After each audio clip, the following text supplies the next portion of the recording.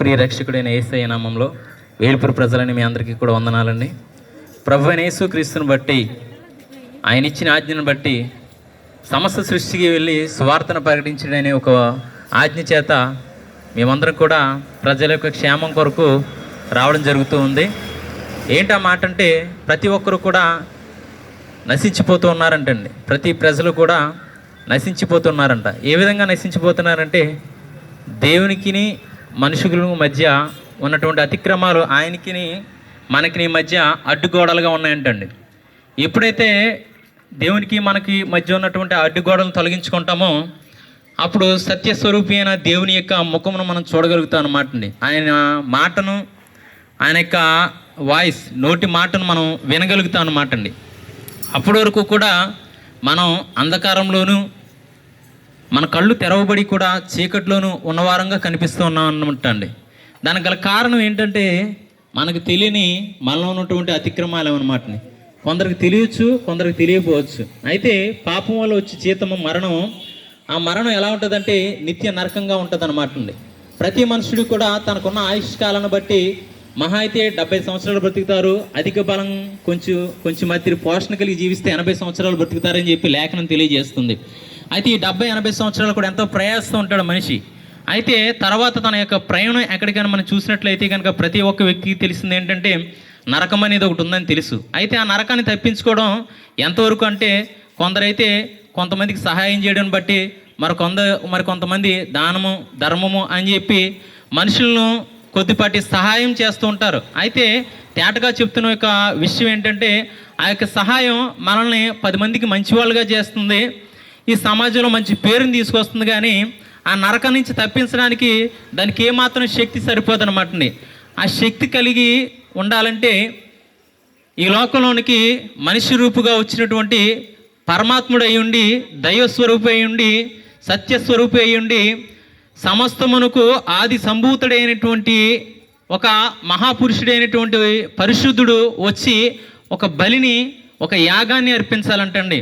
అయితే ఆ యాగం ఎలా ఉందంటే, ఆ యొక్క మనుషుల ఎక్కువ, అది కోడెల ఎక్కువ, గొర్రెల ఎక్కువ రక్తమును బట్టి కాదు, కానీ ఆ దేవాది దేవుని యొక్క రక్తమును బట్టే సర్వమానవాళికి కూడా ఆ యొక్క పాపం నుంచి విడుదల పొంది మోక్షానికి అర్హత కలుగుతుందంట.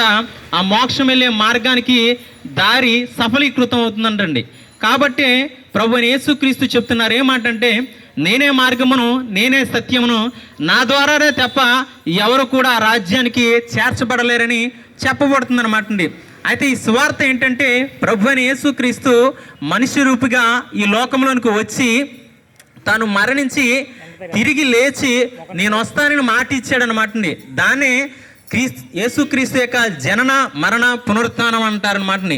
అయితే ప్రతి ఒక్కరూ చెప్పారు, కానీ ప్రభువైన యేసుక్రీస్తు అయితే మట్టికి తిరిగి లేచి పునరుద్ధానుడై అనేక మంది కనపరిచి నేను వస్తాను, ఎవరైతే ఆయన యందు విశ్వాసం ఉంచుతారో, ఎవరైతే ఆయన యందు నమ్మిక ఉంచుతారో వారందరూ కూడా ఆ నిత్య నరకం నుంచి తప్పించబడి నిత్య రాజ్యంలోకి, అంటే ప్రతి ఒక్కరు కూడా ఎదురు చూస్తున్నటువంటి ఆ పుణ్యలోకం నుంచి, ఆ మహా ఘోరమైనటువంటి ఆ నరకం నుంచి తప్పించబడి ఆ పుణ్యలోకంలోకి, ఆ పరలోక రాజ్యంలోకి చేర్చబడతారు. అయితే ప్రతి ఒక్కరు కూడా నమ్మాల్సిన విషయం ఏంటంటే, ఈయన ప్రభు అని, సమస్తమునకు కూడా ఆది సంభూతుడని, ఈయనే దేవుడని నమ్మి ఆయనపై విశ్వాసం ఉంచితే గనక, ఈయన అక్కడికి తీసుకెళ్ళేటువంటి మార్గం నమ్మగలిగితే గనక ప్రతి ఒక్కరు కూడా ఆ నిత్యరాజ్యానికి చేర్చబడతారు. కాబట్టి ప్రతి ఒక్కరు కూడా ఆయన యందు విశ్వాసం ఉంచండి. మీ జీవితాల్లో ఇహమందే కాదు పరమందు కూడా మేలును పొందుతారు. అట్టి కృప దేవుడు మనందరికీ దయచేయను గాక. ఆమేన్. పరిశుద్ధుడా, మహాగణుడా, నీకే వందరములు, స్తుతులు, స్తోత్రములు దేవా. నిత్యుడగు దేవా, నీకే వందరములు, స్తోత్రములు దేవా. అవును యేసయ్య, పరిశుద్ధుడా, ఆనాడు దేవా యేసయ్య పరలోక రాజ్యాన్ని విడిచిపెట్టి దేవా ఈ భూలోకానికి దేవా యేసయ్య తండ్రి మీరు ఒక మాదిరిగా ఉండి దేవా మీరు సువార్త చేస్తూ దేవా అనేక మంది కొరకు దేవా యేసయ్య మీరు సువార్త సర్వ సృష్టికి వెళ్ళి సువార్త అందించమన్నారు నా తండ్రి. అవును యేసయ్య పరిశుద్ధుడా, ఈనాడు దేవా ఈ దేవా యేసయ్య ఆస్తులు అంతస్తులు డబ్బు ఉన్నా కానీ కానీ యేసయ్య మేము దేవా అధికమైతే 80 సంవత్సరాలు దేవా 70 సంవత్సరాలు దేవా ఈ భూమి మీద జీవిస్తామేమో కానీ అవును దేవా మాకు ఇంకో రెండో మరణం ఉంది దేవా, అది నరకం దేవా. ఆ నరకంలోకి మేము పోకూడదని యేసయ్య పరిశుద్ధుడా మీరు యేసయ్య తండ్రి ఆ స్వర్గలోకానికి దేవా, ఆ లోకానికి దేవా మమ్మల్ని పంపించడానికి దేవా మీరు సిలువేగమై దేవా మాకు దేవా ఈ రక్షణ ఆనందం భాగ్యం మాకు ఇచ్చారు. అందుకు బట్టి వందరములు స్తోత్రములు దేవా. వినుచున్న వారందరికీ దేవా యేసయ్య తండ్రి నీ వర్తమానం దేవా హృదయాలను కరిగించేటట్టు దేవా యేసయ్య వాళ్ళు కూడా దేవా మారు మనసు పొంది దేవా నీ నిత్య రాజ్యం కొరకు యేసయ్య వాళ్ళు కూడా వారసులు అయ్యేటట్టు సహాయం చేయమని అడుగుతున్నాం దేవా. అనేక మంది దేవా యేసయ్య తండ్రి వింటూ ఉన్నారు దేవా, అందరూ వింటున్న ప్రజలందరి కొరకు దేవా ప్రార్థిస్తున్నాం దేవా. వాళ్ళందరినీ దీవించండి, ఆశీర్వదించండి దేవా. దేవా వాళ్ళని కూడా దేవా ప్రతి ఒక్క అవసరతల కోరికలు తీర్చమని దేవా ఈ సువార్త అంతట్లో దేవా మీరు ఇంకా తోడుగా నడిపిస్తున్నారు దేవా. అవును దేవా యేసయ్య తండ్రి ఈ భూలోకంలో దేవా యేసయ్య తండ్రి మేము దేవా ధనవంతులం అవ్వచ్చు కానీ యేసయ్య నీ పరలోక రాజ్యంలో దేవా వారసులుగా ఉండాలని మీరు ఎంతగానో ఆశిస్తున్నారు దేవా యేసయ్య తండ్రి. మేము కూడా అలాంటి ఆ భాగ్యాన్ని మేము పొందుకున్నాం దేవా.